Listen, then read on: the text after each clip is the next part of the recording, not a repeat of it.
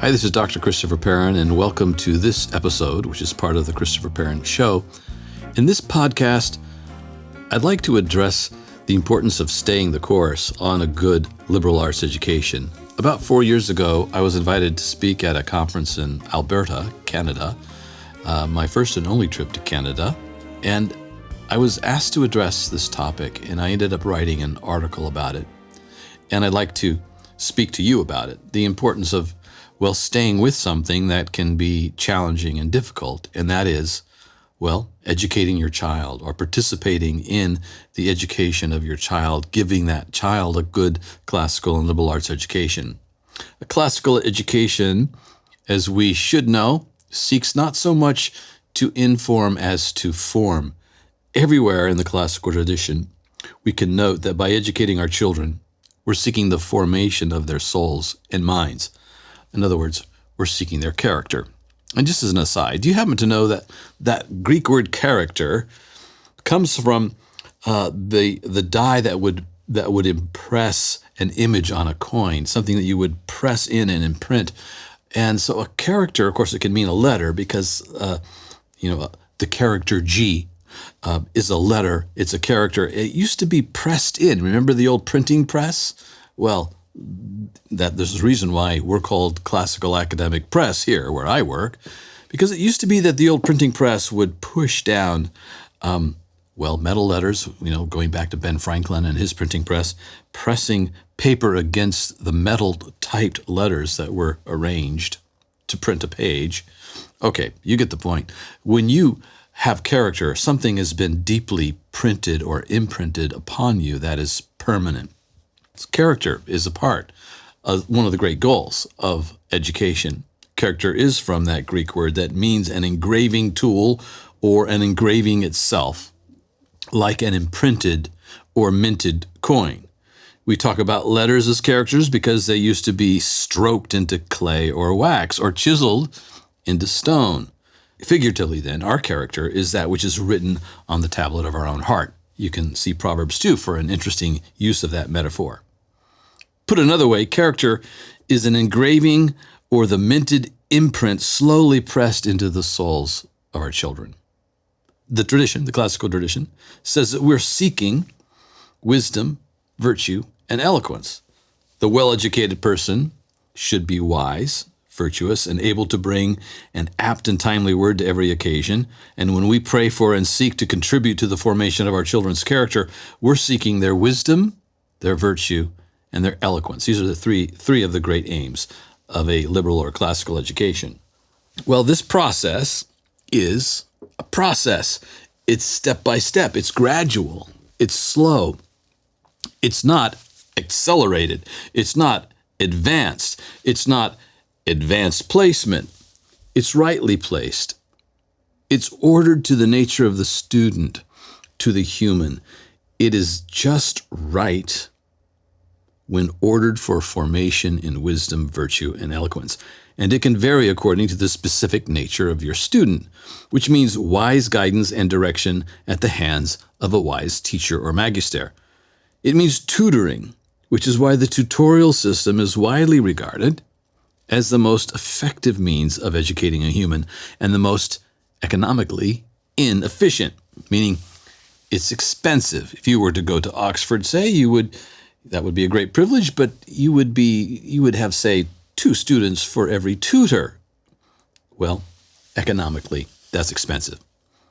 Well, in this particular episode, I hope to convince you that a classical education is the rightly ordered pursuit of a rightly ordered soul in your children. The rightly ordered pursuit of a rightly ordered soul. Ideally, it's the harmonious pursuit of harmony. Like all good things, it takes time, and it comes with time. I hope I can convince you to take your time and the time needed to educate your children through the entire span that you are their custodians, their parents, their primary educators, and perhaps most importantly, their models. There will be times when it seems easiest to stop educating your children for formation and instead to school them for something less. For no longer does school mean education. Educatio, and the Greek translation of educatio, paideia, did not mean schooling. It did not mean job training or vocational training. These words, educatio, paideia, they meant to lead out. They meant the formation of soul and character. And educatio from educare means to lead out or unfold. And paideia, which is related to the Greek word paidos, which means child, meant a full 360-degree education of the child involving family, teacher, the entire polis, the Greek town or city-state. Now, there will be times when you will be tempted to school your children for such things that will tempt you to school your children rather than to educate them, as sports. And I'm not against sports at all. I participated in sports, as did my kids. But the opportunity for your child to go pro or to play Division I basketball, that can be a distraction, as can reputation, better grades, a shorter commute, or the money you would save if you enrolled your kid in a public school, and your children's wishes and requests, which begin usually, if they are to begin, at about age 13 or 14.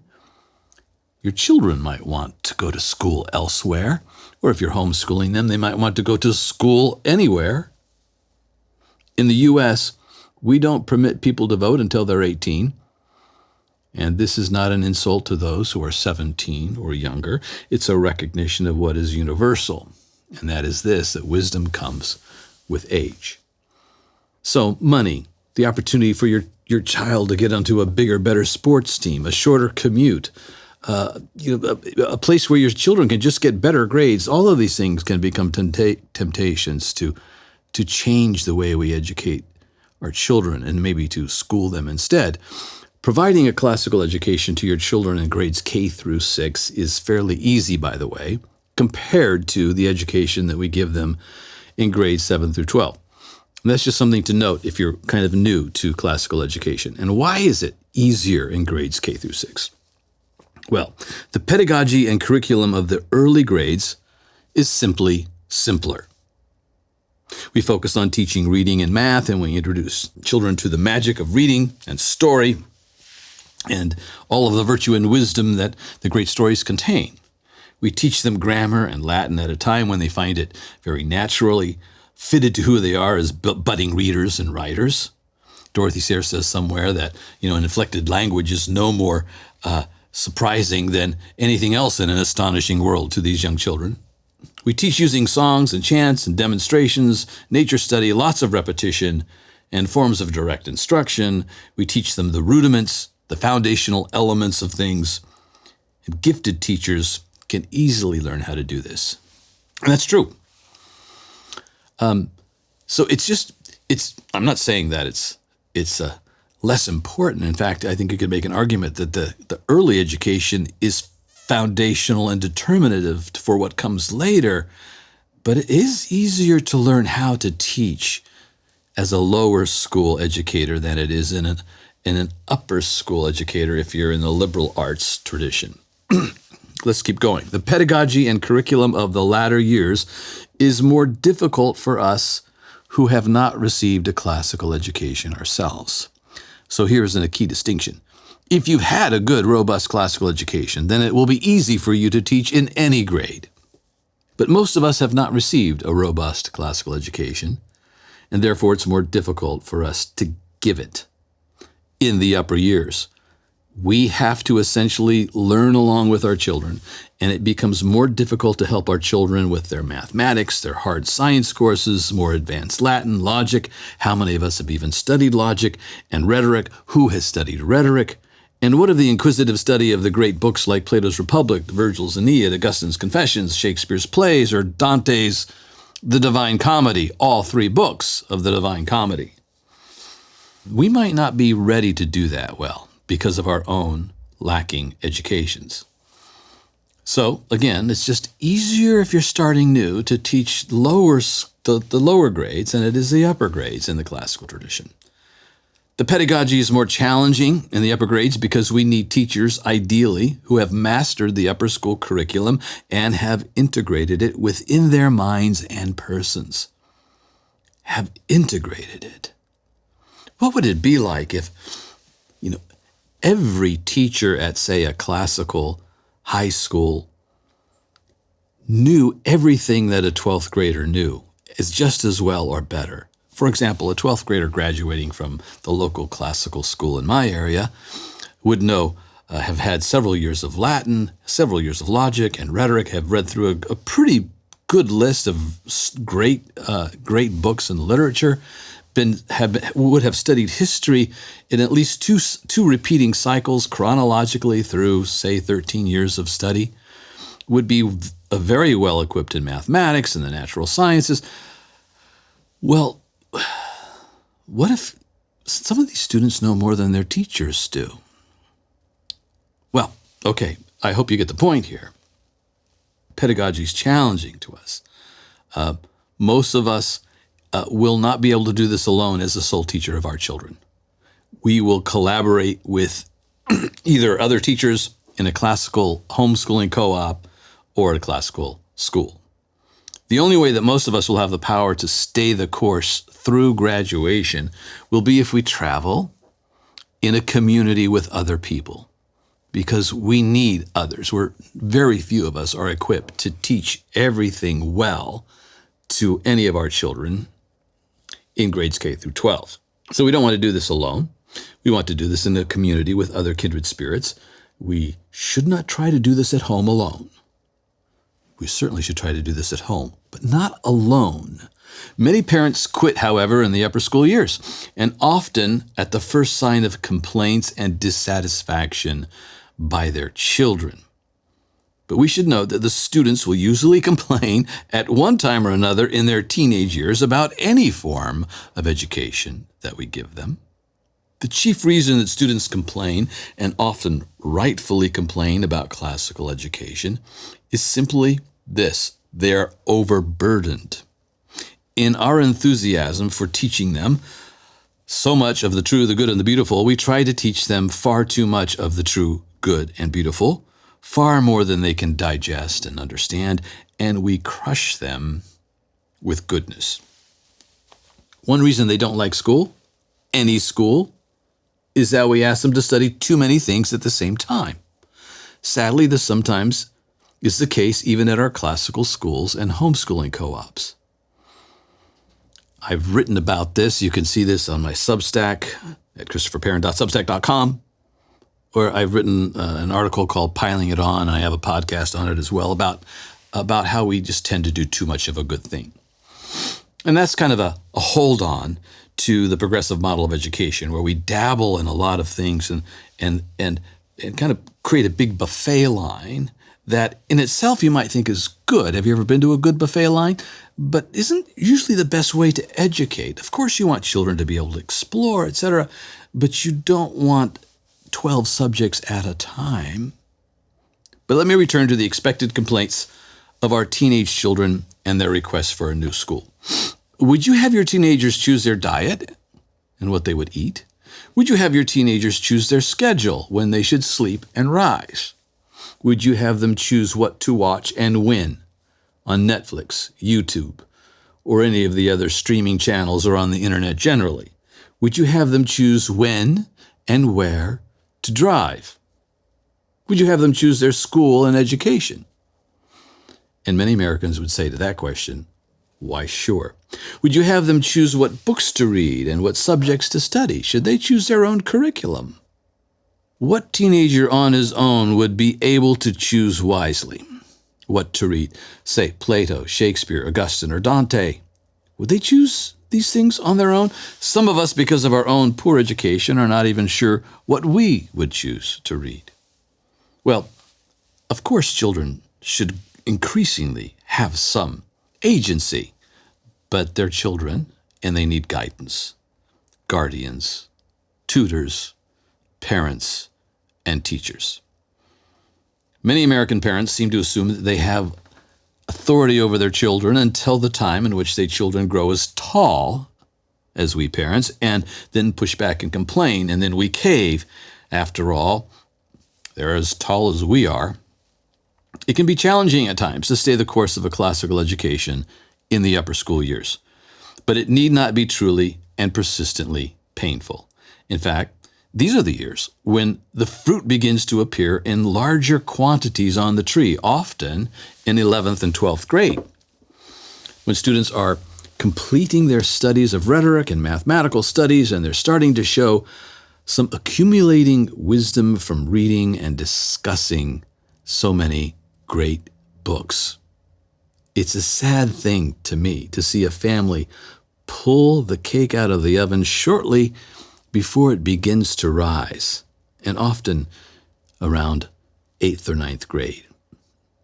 A classical education has historically shown, and is showing now, substantial fruit in students who are blessed to receive it. A few years ago, the Association of Classical Christian Schools received the results of a substantial survey called the Good Soil Report, which you can find on the ACCS website. That's ACCS. It's classicalchristian.org.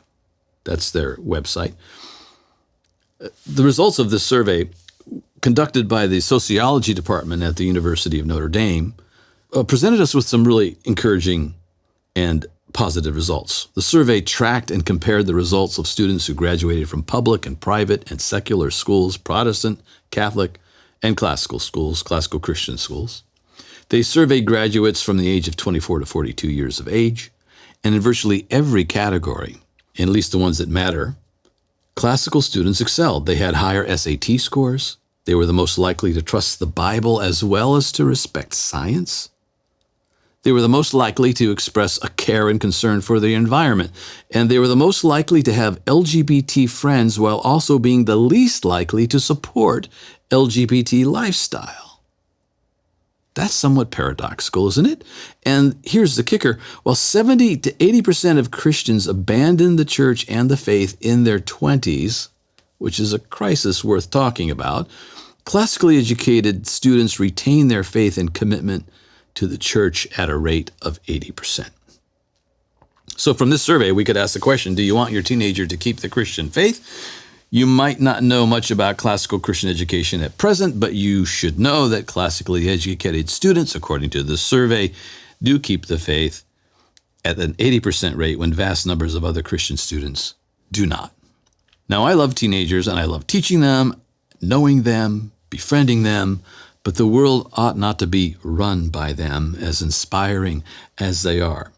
There's an old Star Trek episode called The Grups, that's short for grown-ups, in which Kirk and Spock visit a planet in which everyone under the age of 18 has mysteriously died of some disease, and the planet was entirely run by teenagers who ruled over the children.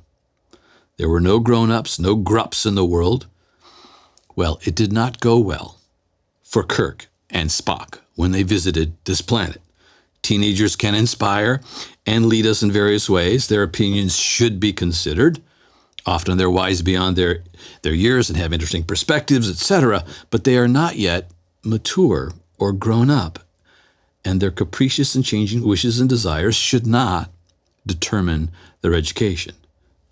Now, I will just modify this a bit and say, of course, their interests should be considered. Of course, they should be given some agency. They should have some segments and areas of life in which they get to choose what they can do and choice in terms of things that they read with good guidance and so forth. But they ought not to determine their own education. The secondary and primary things come to mind here. We want to make these kinds of distinctions. Yes, they should have some agency, but not complete agency over their education. Now, all of these things that I've mentioned, sports, reputation, better grades, shorter commute, saving money, and your children's wishes, are legitimate concerns that must be wisely judged. For example, there are some people who just simply can't afford to either homeschool or send their children to a private school. And so going to a public school is a viable option. I'm glad that there are lots of public classical charter schools emerging around the country where these are tuition free. There's nothing at all wrong with a student or a parent wanting a child to have the opportunity to, say, play soccer well, or even to play at the highest level that he is capable of playing. And there's nothing wrong with wanting your child to receive good grades or for you to shorten your commute by choosing a nearby school, or saving money to manage your budget, perhaps by choosing a public school. Nor is it wrong for your children to express their wishes, desires, and opinions about their own education. But are you convinced that an education is formation in virtue and of the highest value? If so, how do these other concerns compare with this highest concern? Can they truly be harmonized? I think they are in the relationship of the secondary things to the primary things, to what we used to call the first things. For a harmonized, ordered life, we must keep first things first. C.S. Lewis put it this way: when we put secondary things first, we not only lose the first things, but we lose the second things as well. In Proverbs 2, we find a tutor speaking to a student, a tutor of the best kind who was a parent, a father. In Proverbs 2, a father addresses his son. The advice he gives is the high-level advice that I think we all need in order to understand the overarching aim and goal of education. Wisdom. Wisdom is what the father urges upon his son. Wisdom is that supreme virtue that we no longer understand or can define. Wisdom is the great goal of a classical, liberal, liberating education. But what is wisdom? Wisdom is seeking after and coming to know the divine mind and the ways all things are ordered by the divine mind. Christ is the big W wisdom to which all small w wisdom leads.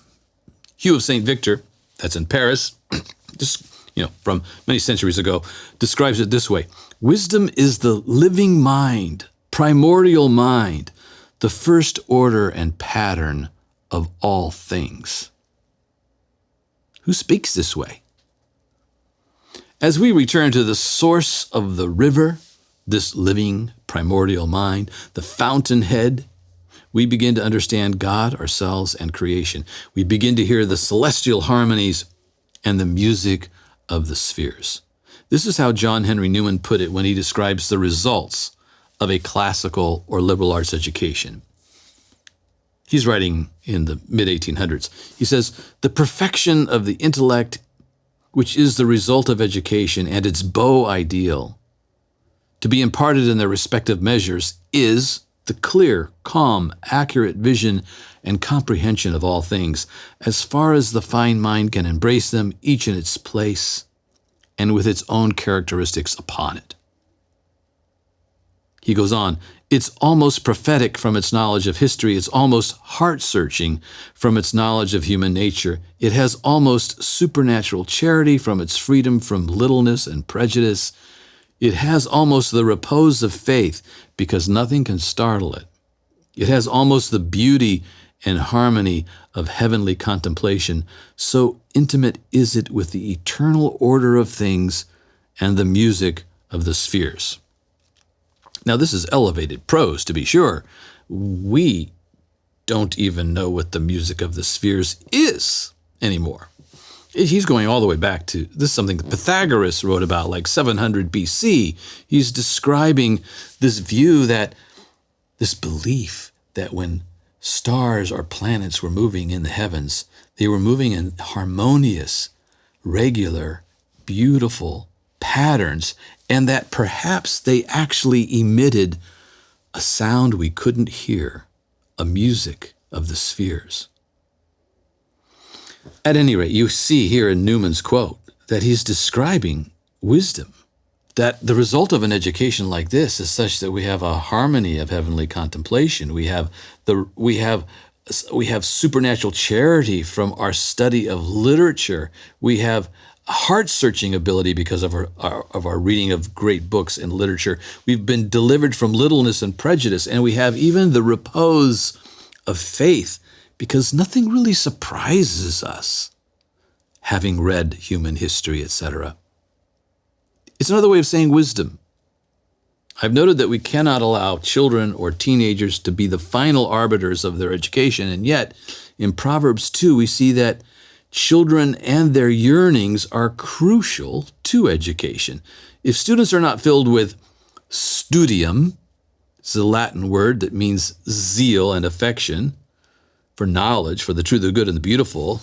If students don't have studium, then they're not really students at all. The passage in Proverbs 2 makes it clear that students must themselves seek and find, meaning that we cannot seek and find for them. Here's what we read in Proverbs 2, the first 6 verses. My son, if you receive my words and treasure up my commandments within you, making your ear attentive to wisdom and inclining your heart to understanding. Yes, if you call out for insight and raise your voice for understanding, if you seek it like silver and search for it as hidden treasure, then you will understand the fear of the Lord and find the knowledge of God, for the Lord gives wisdom, and from his mouth come knowledge and understanding. Note the hypothetical syllogism there. It's if then, if you seek, if you raise your voice, if you call out for insight, then you will understand the fear of the Lord, for the Lord gives wisdom. Yes, we pray for our children to become wise, but do we call on them to call on God? If you call out for insight, if you raise your voice for understanding, if you seek it like silver and search for it as hidden treasure, then you will understand and find. It's not enough that we pray for our children, even though we must do that.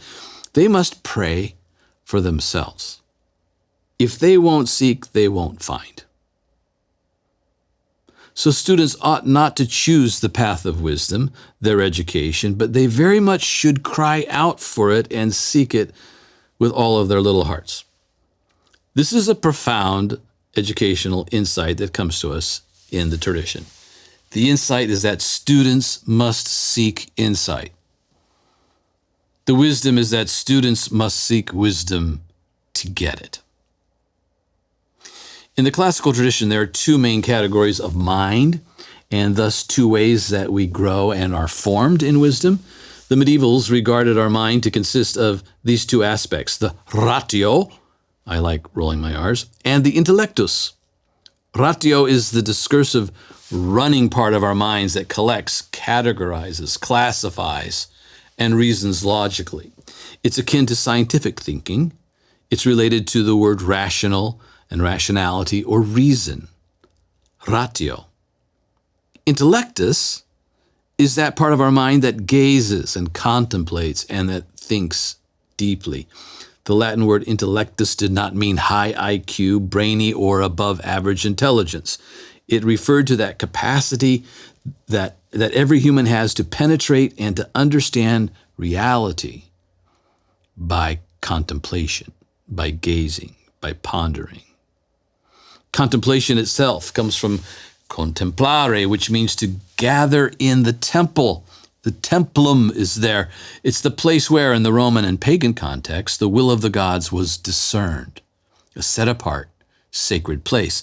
We see the word used in this way in the biblical tradition in Psalm 27, for example, where David says, "One thing I've desired of the Lord, to dwell in the temple of the Lord, to gaze upon the beauty of the Lord all the days of my life." This was an intellectual, contemplative exercise.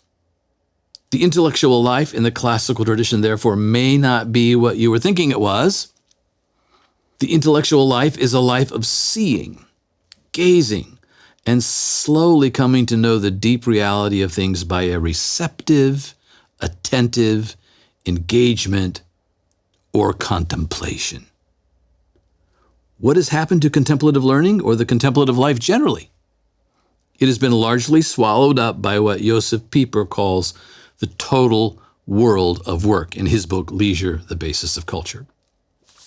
It is this kind of contemplative learning that is at the heart of loving the things that are lovely, the way that Augustine would define education, teaching children to love the things that are lovely or worth loving. to have our loves ordered. Children who learn to love the lovely, to order their loves wisely, they tend to love such an education and such a school and are not very, well, let me put it this way. They tend to love such an education, such a school, and are not very likely to complain and itch for something else if that school is ordering their affections and loves. The intellectual life can be compared to what we see of Mary, the sister of Martha, in Luke 10. Jesus is visiting the home of Martha and Mary. They are sisters of Lazarus. Martha is busy working in the kitchen, preparing or cleaning up after a meal. Mary is sitting with Jesus, wrapped in conversation. Martha approaches not Mary, but Jesus, and she says to him, "Please tell my sister to help me. Don't you care for me?" she says. And Christ responds, "Martha, Martha, you're busy about many things. Only one thing is necessary. Mary has chosen what is best, and it will not be taken from her." It's a very short passage at the end of Luke 10.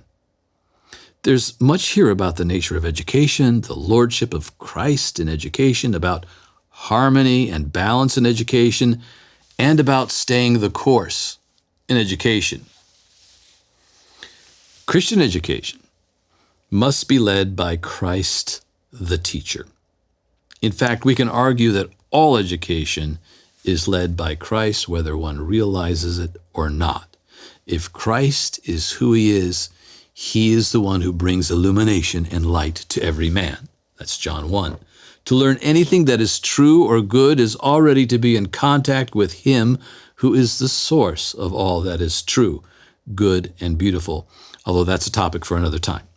Jesus makes it clear to Mary and to Martha that one thing is necessary.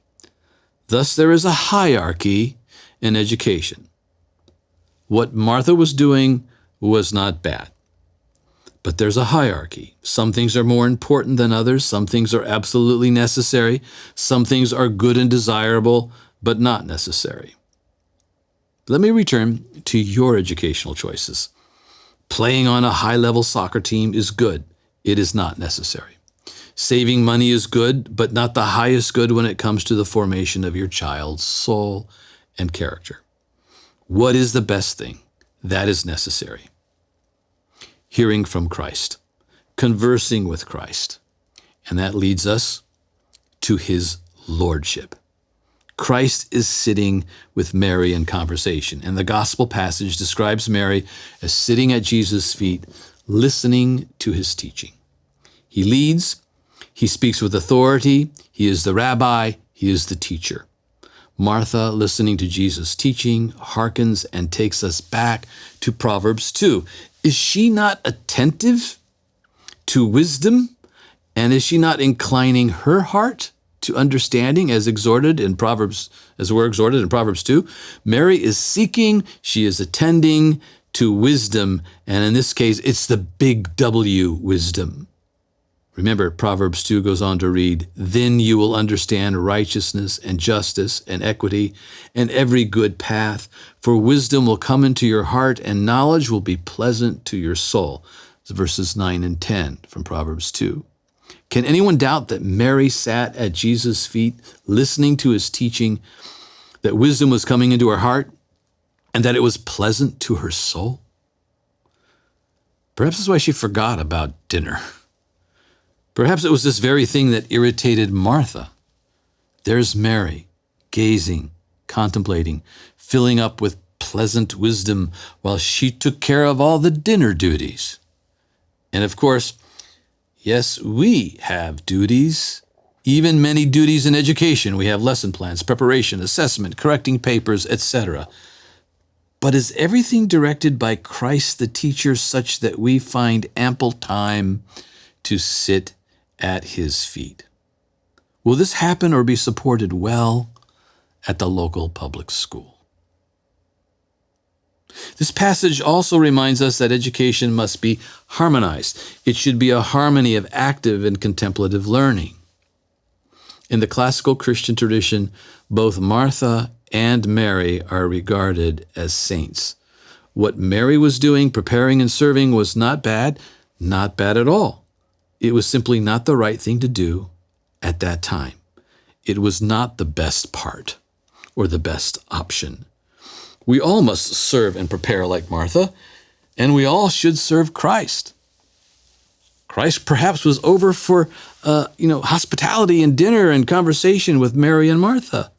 But there's also a time to sit contemplatively and passively at Christ's feet. And this is true of all education. There is active learning and contemplative, restful learning. We need both, just like we need Martha and Mary. The problem is this: we are all actively learning almost all the time. We are Martha educators, and we have forgotten how to learn as Mary does. It is clear that we need to be both Martha and Mary at various times. Another way of saying we need to be prudent. Maybe we should be Martha most of the time, maybe 6 days a week. But one day we should rest and learn restfully. Mary should remind us to employ a sabbatical pattern in education. An education that is at least 1/7 restful and contemplative. For this is the best part, and it shouldn't be taken from us. What if 1/7 of what we did in our classical schools and homeschools was restful and contemplative, following the sabbatical pattern? So I think I can safely predict that, like the rest of us, you are busy about many things. Like Martha, are you anxious about many things? It is good and right that you serve, that you're dutiful. This is what Augustine called active, benevolent love of neighbor. In other words, our love of neighbor, when we're commanded to love God with our whole heart, mind, soul, and strength, and our neighbor as ourselves, Augustine's saying that because we are commanded to love our neighbor, we should do as Martha does, but not all the time. It is good and right to be busy and serve, but it's not the best. If you're going to stay the course, you cannot be merely Martha, only Martha. You will tire and exhaust yourself. You will grow irritated. You will give in quickly when your teenager offers her first complaint and insists that she would be oh so happy at Smith High School, where she could join the huge theater program or the girls' soccer team or the swim team or fill in the blank.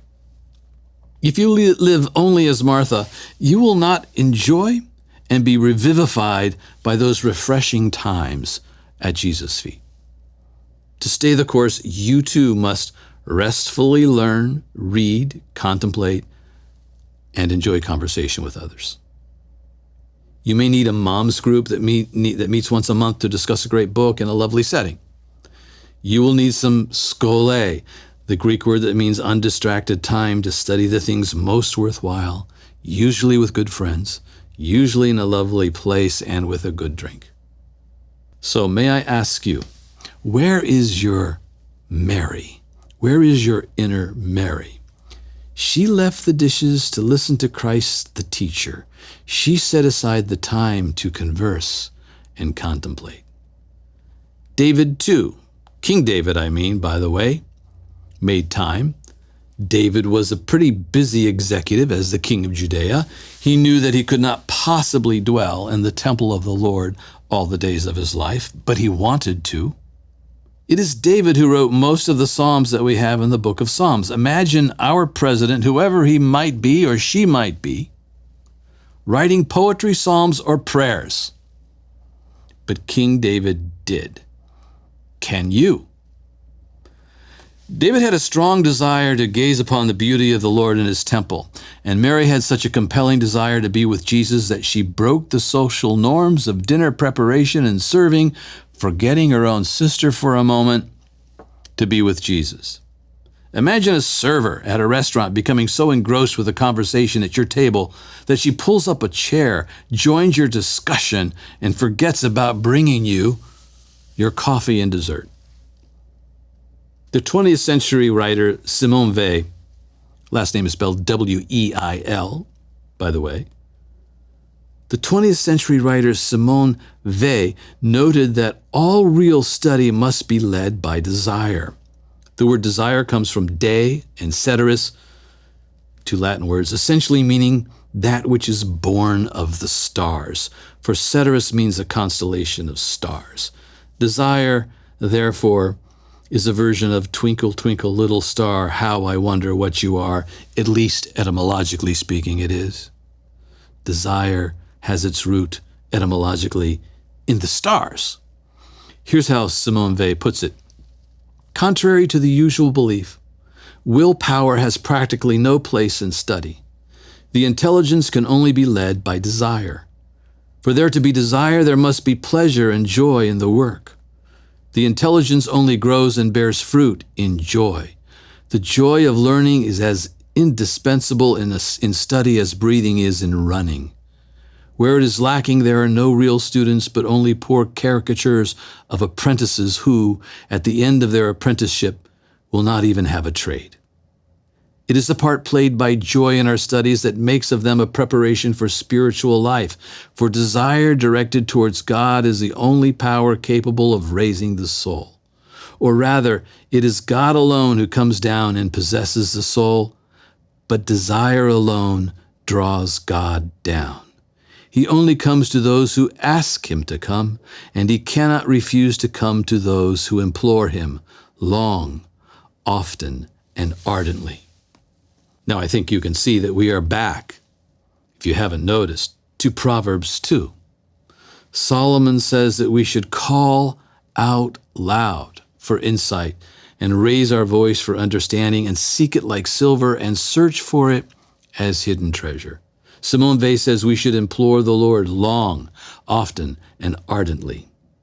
We can conclude then we must lead our children as the principal educators, modeling our own seeking and finding of wisdom, our own holy and ardent desire.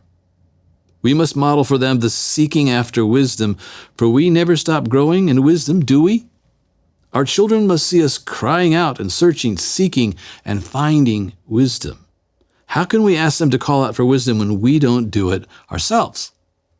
We as teachers and parents then must continue to be students, full of studium, zeal for the true, the good, beautiful, for knowledge. A teacher is just a more mature student. A student is just an immature teacher. If we wish our teachers, if we wish our students to stay the course and complete a classical education and be formed as Christians, we must stay the course and be ever growing, ever learning, ever seeking, and finding. We must be fully alive to our own ongoing love affair with wisdom and Christ the Logos, in whom all things consist and cohere, Christ the power and the wisdom of God. This concludes this episode. I want to thank you for your time and your attention. I really appreciate it. So thanks for either watching or listening. You can find more of my presentations, both what I write on Substack.com, Christopher Perrin at .substack.com, and my podcast at The Christopher Perrin Show, which you can find just about on any distribution channel. You can also find some of my lectures at classicalu.com. Once again, thanks for your attention. I'd like to thank you for watching or listening to The Christopher Perrin Show. And to do that, I can give you a coupon code that will give you 10% off on anything that you might care to order at classicalacademicpress.com. And the coupon code is simply CP Show. Thanks again for listening or watching.